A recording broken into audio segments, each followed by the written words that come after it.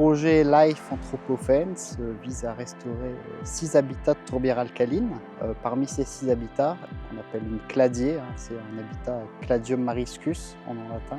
Cet habitat a besoin de plusieurs facteurs environnementaux pour bien se développer, notamment une qualité d'eau suffisante et une eau en quantité aussi suffisante.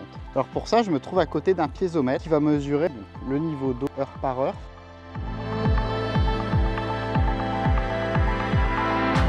Celui-là nous intéresse particulièrement puisque on va effectuer un suivi de l'état de conservation de la cladier.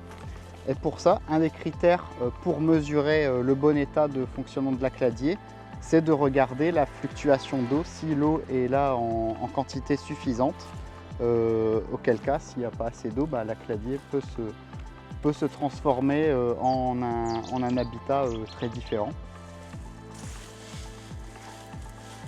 Le cladium en bon état est très recouvrant, ce qui donne de la compétition très forte et qui empêche aux espèces en dessous de se développer normalement.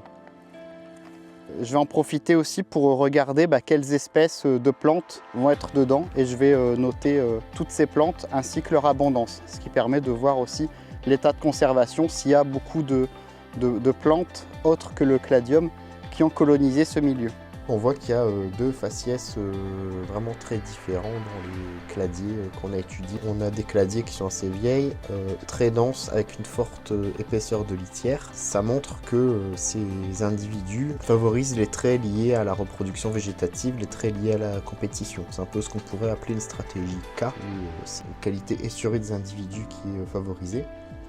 Et à l'inverse, on a des cladiers où on a beaucoup plus de diversité florale.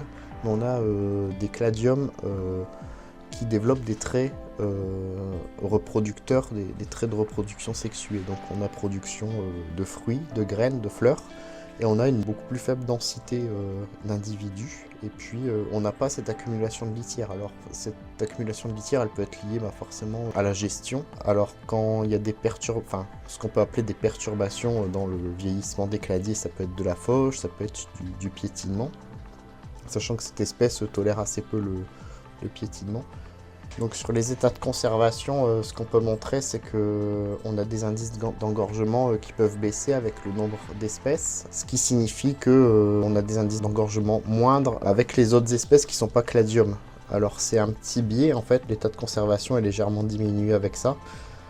Par contre, ça ne veut pas dire que c'est des cladiers en mauvais état pour autant. Alors pourquoi on regarde l'évolution de cette cladier? En fait, sur la partie qu'on étudie, le drainage, notamment par la frette, a pour effet d'assécher tous les milieux qu'il y a de part et d'autre de ce canal de drainage. Vu que les habitats ont subi un engorgement moindre, il y a beaucoup de ligneux qui sont installés, les sols.